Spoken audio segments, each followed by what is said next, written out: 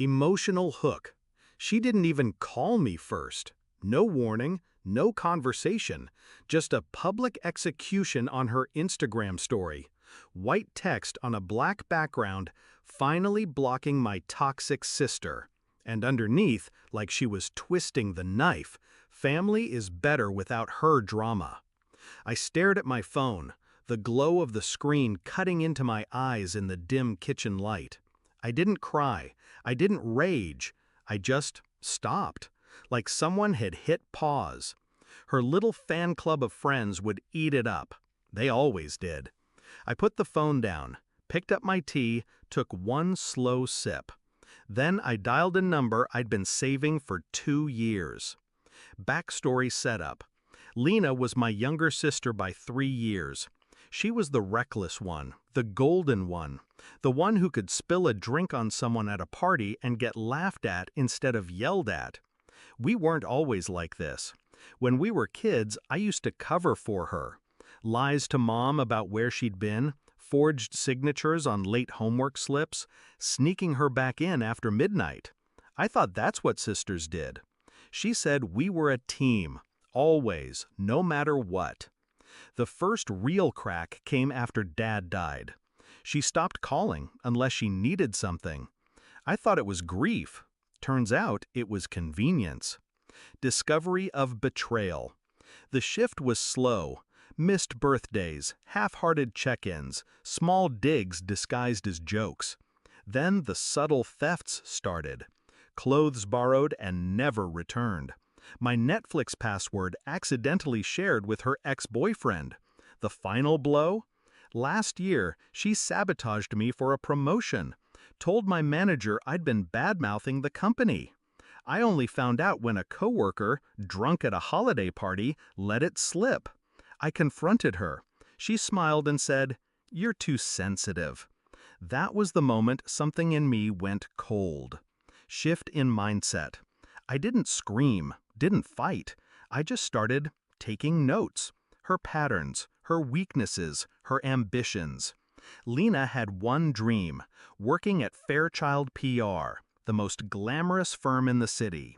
She'd been chasing it for years. Every internship, every carefully curated post on social media, every networking brunch was aimed at getting in that door. And last month, she finally got the call, a conditional offer. She couldn't shut up about it. The background check would be the last hurdle. She didn't know I knew the head of HR there. She didn't know that I was the one who'd introduced her to him at a mutual friend's wedding, back when I still thought we could be close again. Execution of the plan. When the Instagram post went live tonight, I waited exactly 5 minutes. Long enough for her friends to screenshot it, long enough for her to think she'd won whatever petty point she thought she was making. Then I called Daniel. "She's still lying, you know," I said, my voice calm. I didn't want to bring it up before because family. But since she's about to represent your clients, you should probably know about the non-disclosure she violated at her last job. Every word I spoke was true. Technically, she had leaked details from a client pitch at her last internship, bragging to me about how clever she was for impressing the competition. I gave Daniel dates, names, and the name of the rival firm's executive she'd slept with. He didn't say much, just listened. I knew that tone, the sound of a man filing something away for immediate use. 20 minutes later, my phone buzzed. Not from Lena, from Daniel. Offer rescinded. Thanks for the heads up. Climax and confrontation. She called me the next day, voice shaking. "Did you talk to Fairchild?" I let silence stretch until it hurt. "I didn't have to," I said finally. "You did this to yourself."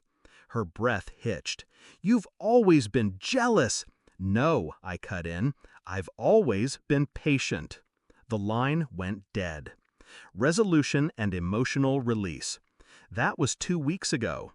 She hasn't posted about me since. In fact, her Instagram has been unusually quiet. People think revenge is about rage. It's not. It's about precision. about knowing exactly where to place the blade so it only takes one cut. She thought she could humiliate me publicly and walk away clean. She forgot who taught her how to hide the evidence, how to smile while twisting the truth. She forgot I was the one who taught her the game. Now she remembers.